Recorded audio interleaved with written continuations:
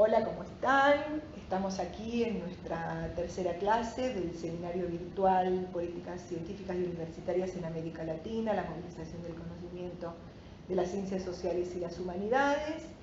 Hoy tenemos el honor de compartir esta clase con Sandra Carli. La doctora Sandra Carli es historiadora de la educación y muy activa participante de todos los debates en torno a la historia de la universidad, al presente de la universidad, a la comprensión de todos estos procesos sobre los que estamos abordando. En la clase número 2 trabajamos sobre la cuestión del pensamiento latinoamericano en ciencia y tecnología, con su auge en los años 60 y 70, un proyecto que quedó inconcluso. Y lo que vamos a abordar en esta clase es la conflictiva relación entre los intelectuales y los académicos.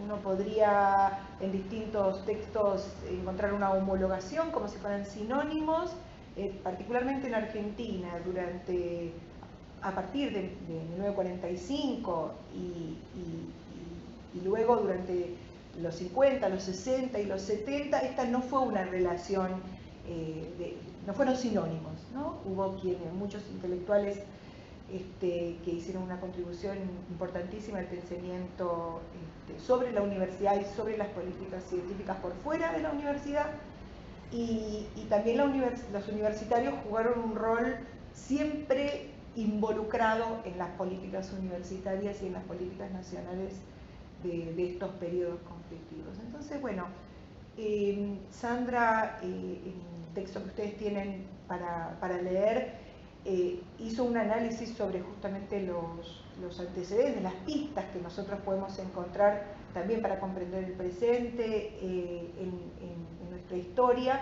a partir de las miradas biográficas de una serie de intelectuales, como es Luciano Frondizi, como es Hernández Arregui. Bueno, queríamos preguntarte, Sandra, cómo vos ves este vínculo conflictivo entre intelectuales y académicos durante estos periodos post-55 y hasta los 70. 45. Bueno, una cuestión importante es que pensar que la figura intelectual, digamos, tiene a lo largo de la historia distintas expresiones, ¿no? Entonces, esos contextos políticos, sociopolíticos más generales y también institucionales crean condiciones para que los y las intelectuales se posicionen desde distintos ámbitos, desde ese papel, de esa facultad de representar, como dice Edward Said. Me parece que a partir de los años 40, digamos, el crecimiento, hay dos fenómenos quizás para tener en cuenta. En primer lugar, la expansión de la matrícula universitaria, es decir, el hecho de que la universidad de los años 50 comienza a tener una escala mayor en cuanto a cantidad de estudiantes, que eso tiene consecuencias en la ampliación de los papeles docentes y pasa a ser, como dice Pedro Croce, la universidad pública un espacio de resonancia, de debates más generales, no solo en términos de las disciplinas, en términos académicos, sino en términos políticos más generales. Y quizás la segunda cuestión tiene que ver con una particularidad del caso argentino, que también coincide con otros países de América Latina, que es que la recurrencia de golpes militares hace que en determinados momentos la universidad sea un lugar donde esa voz intelectual y el debate sobre la figura intelectual sea muy significativo, y momentos en los cuales esos posicionamientos intelectuales se producen dentro y fuera de la universidad, ¿no? A partir de los procesos de proscripción, en primer lugar con el golpe militar de 1955 que derrota al peronismo y que implica, digamos, que una serie de figuras que tenían una voz pública en los años 40 y los primeros 50 pasen a hablar desde ese afuera de la universidad, a través, por ejemplo, de las publicaciones de libros, como es el caso de gran tirada y de gran repercusión, como es el caso de Juan José Hernández Arregui, o también el hecho de que también la universidad es un lugar de debate intelectual, como también se produce entre 1955 y 1966 en debates que comprometen a figuras que van a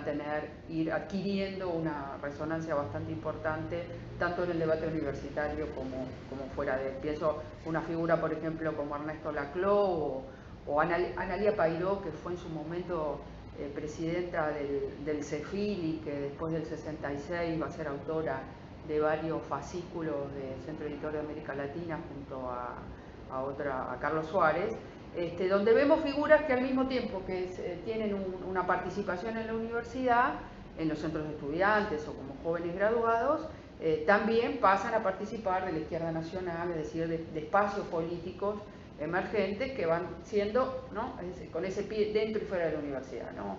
Es decir, esos distintos posicionamientos que las figuras tienen. Entonces la academia no es un lugar que concentra todas las intervenciones, lo que hoy llamamos la academia, no era una expresión en uso, una palabra nativa de los años 60, es decir, no solo la universidad, sino, ¿no?, digamos, la universidad, el partido político, gran partido, pequeño partido, el sindicato, la CGT de los argentinos, que fue también un espacio importante de intervención intelectual, de muchas figuras ligadas a la universidad después del golpe del 66, etc. Entonces, bueno, mirar el intelectual y las intelectuales, ahí ojo con el tema, la dimensión de género que está jugando muchas veces, implica poder explorar y mapear distintos ámbitos. Claro. Bueno, ahora en la segunda parte vamos a entrar un poco más en la cuestión de la universidad pronunciándose, ¿no? Bueno, hasta aquí la primera parte. Bueno, siguiendo con este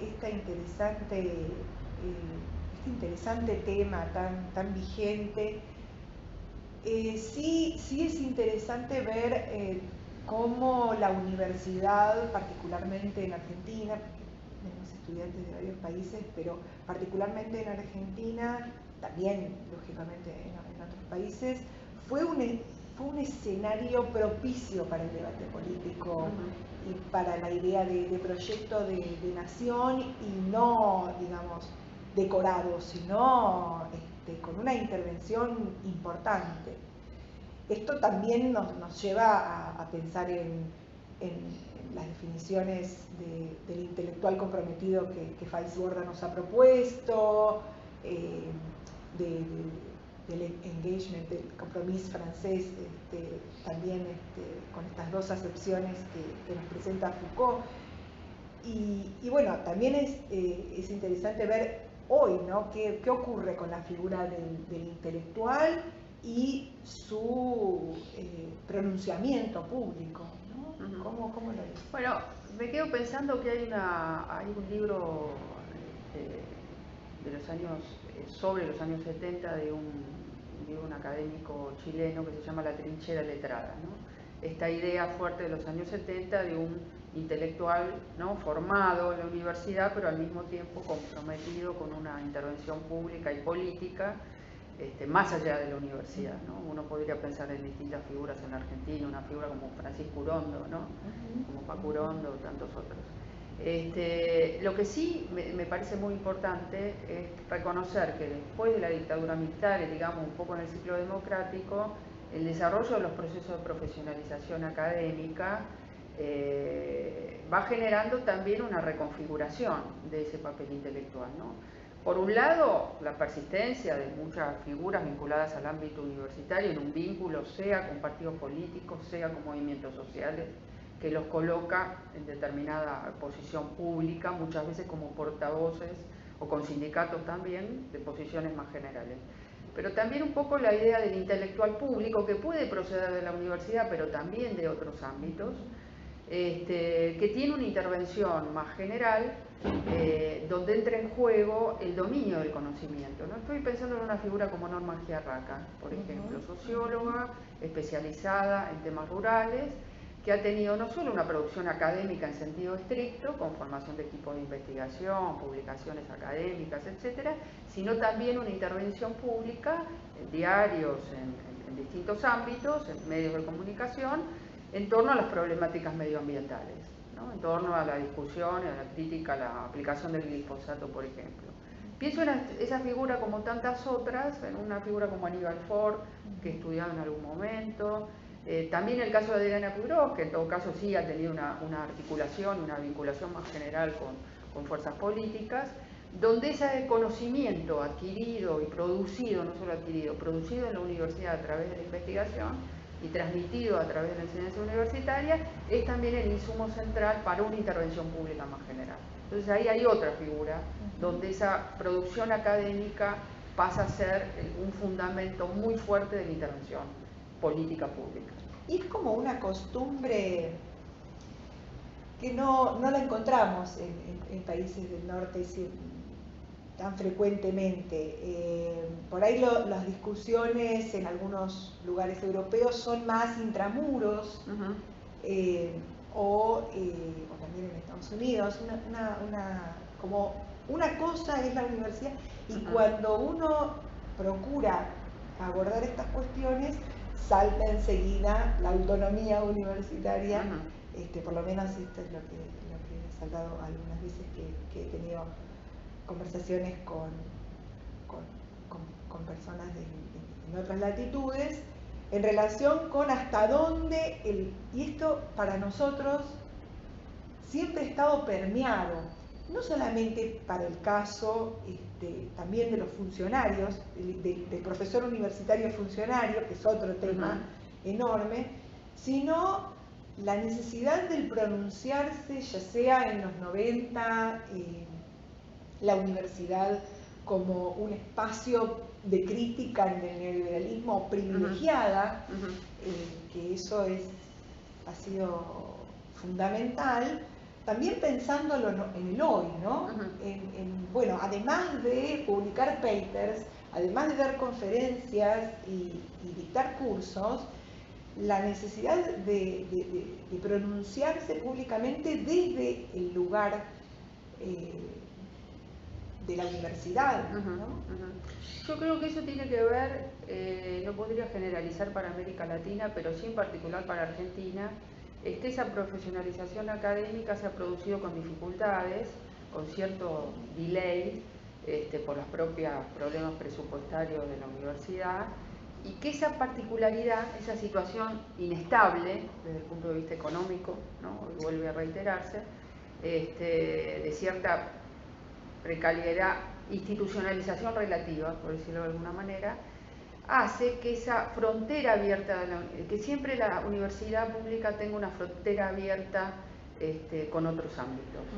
Y entonces esa posibilidad de intervenir en los debates públicos más generales, sea para, por ejemplo, hoy reclamar una ley de financiamiento de ciencia y técnica, o para intervenir sobre problemáticas ligadas con el mercado mundial de negocios en educación, o sobre, como decía antes, las problemáticas medioambientales, hace, ¿no?, que esa figura es, por un lado, profesor, investigadora, etcétera, ¿no? Es decir, tiene una inscripción desde el punto de vista formal en el ámbito universitario o en el ámbito científico, pero al mismo tiempo esas propias dificultades que esa inserción tiene, ¿no?, que la propia infraestructura universitaria tiene, por ejemplo, hace que su compromiso con las problemáticas más generales sea permanente, ¿no? También tiene que ver con la historia política argentina, ¿no? Sí, y con la historia de ciertas generaciones.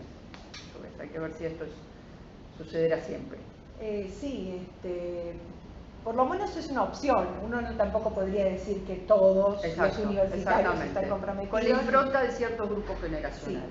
Sí, ciertos grupos y además lo que naturalmente fluye en el intercambio y en el involucramiento, incluso en los temas propios de las agendas de investigación, ¿no? Es normal, esto es lo que me parece interesante decir, es normal para cierto grupo de científicos, de académicos, de universitarios, el sentir que su rol, su papel es también pronunciarse públicamente en contra de todas las crisis que estamos atravesando. Un caso significativo es la participación de universitarios y universitarias en el debate sobre la ley del aborto, la ley de interrupción voluntaria del embarazo, ¿no? Es Y decir, eso ha sido notable, ¿no? Las intervenciones de científicos, universitarios, etcétera, ¿no? Que le han dado calidad a un debate y un fundamento muy importante en un debate que se está produciendo y ahora. así sobre cada una de las cuestiones, sobre el FMI, sobre las reformas laborales que se Exacto. proponen, o sea, sobre cada cuestión, Sí. la necesidad de poner a disposición parte de nuestro trabajo en diálogo para pronunciarse y cumplir este rol que es ¿no? problemático hoy volver a utilizar la palabra intelectual, ¿no? Pero creo que vale la pena hacer la revisión histórica y actualizarla, ¿no? En ese sentido. Exactamente. Bueno, muchísimas gracias. Gracias, Judith.